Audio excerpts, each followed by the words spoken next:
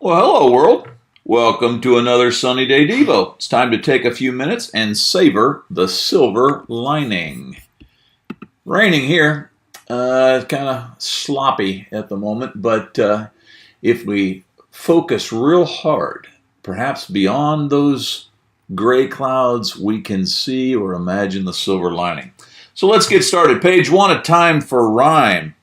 Way back in the day, Mac Davis wrote a song I don't know what it's titled, but the famous line is, "Oh Lord, it's hard to be humble." Recently I had to preach on humility, and I used his chorus from his song to illustrate something, and so I'm going to read that chorus, and then I'm going to tell you how I rewrote it, because it's kind of an arrogant song, as you might remember. Mac Davis wrote these words: "Oh Lord, it's hard to be humble when you're perfect in every way. I can't wait to look in the mirror, 'cause I get better looking each day. To know me is to love me, must be a blank of a man. Oh Lord, it's hard to be humble, but I'm doing the best that I can." Well, preaching on humility, and of course being a Christian, I'm told that I need to act just the opposite of that. Sometimes I don't, but I try. And so in the conclusion of my sermon, I shared with the folks the rewrite, if you will, of that particular line or chorus within Mac Davis's song. And so here's what Sonny wrote. "Oh Lord, I ought to be humble. I'm messed up in every way. I dread looking into the mirror. My pride seems to worsen each day. You know me, yet you love me. Must be a heavenly plan. Oh Lord, I want to be humble. Please help this pitiful man." Our passage comes from Philippians chapter 2, verses 3 through 4, which reads from the NIV, "Do nothing out of selfish ambition or vain conceit, rather in humility," there's our word, "in humility value others above yourselves, not looking to your own interest, but each of you to the interest of the others." Three thoughts from that passage that I think are profound, and we need to apply them in order to have a sunny day Devo.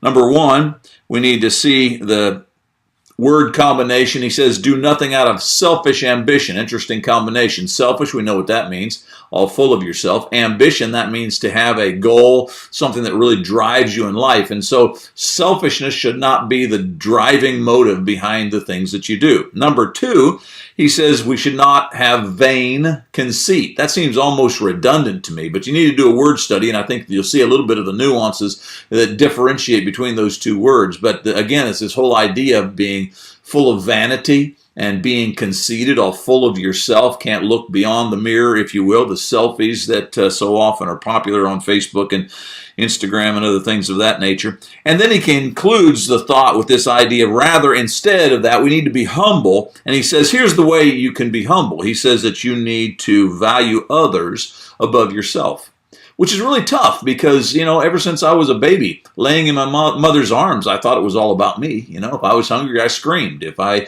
had a dirty diaper, I screamed. I felt like everybody should be at my beck and call. But God says that as we grow, we need to grow into humility, which is also evidently an attribute of maturity. And so we need to look at others as being above ourselves, or at least their needs. We should value them above ourselves. Interesting passage. So, oh Lord, I ought to be humble. All right, well, that leads me then to page 2. A wonderful thing happened on our way to heaven. This particular reading, way back in 2008, it says, and it's entitled, "Do You Want to Win or Lose?" Yesterday, Cindy took the boys to Walmart. Bryson remembered to pack his Wii game system for this particular trip that we were on, but he forgot all the games to go with it, which makes an interesting combination. While at the store, Bryson spent some of his money on a computer game, and Gabriel bought the game Don't Break the Ice. It's a crazy game of plastic cubes squeezed into an elevated square frame.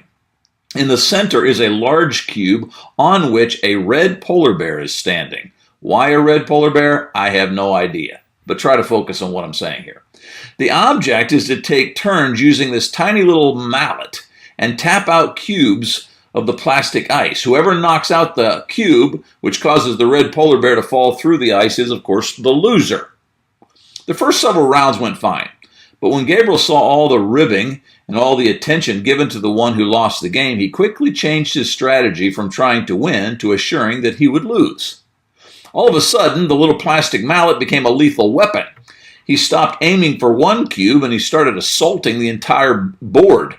Whenever Cindy, Bryson, or I knocked out a piece, he held his breath just praying that the poorly colored polar bear would survive long enough for him to be the one to finish him off. At one point, in spite of Gabriel's most valiant effort, I can't say it. In spite of Gabriel's most violent efforts to be a loser, Cindy was the one to break through the surface and send the bear into the icy depths below. I wish you could have seen Gabriel's reaction. Have you ever seen a sore loser? Well, Gabriel's a sore winner. He threw his mallet, beat his feet against the floor, and moaned, "I wanted to be the one to knock the bear through the ice." Winning just didn't set well with my little boy. Have you ever known anyone who seemed to be more excited about living a losing lifestyle than they were about trying to win? Some folks, it seems, live their entire work week in anticipation of a drunken weekend.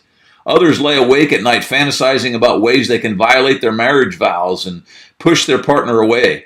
Many in this world are so filled with anger that they see life as an opportunity to strike out at others and wreck other people's lives and other people's happiness. Why do so many seem to be living a losing lifestyle? Could it be that the only real validation they understand is the attention that a self-destructive lifestyle brings to them?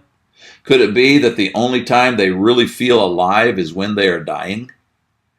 It is the responsibility of every Christian to show the world a winning attitude. As strange as it may sound, we must convince them that it is better to win than to lose. We must give them the attention and the validation that a winning spirit receives. John chapter 10 and verse 10 reads from the New King James, "I have come that they may have life, and that they may have it more abundantly." Page 3, the wrap-up. Remember, the quality of your day is directly connected to the depth of your relationship with the Lord. He knows me, yet he loves me. Must be a heavenly plan. Oh Lord, I want to be humble. Please help this pitiful man. Do you enjoy the Sunny Day Devos? Would you like to support this effort? If you're interested in supporting our little family ministry, please be sure to send your email address along with your next contribution.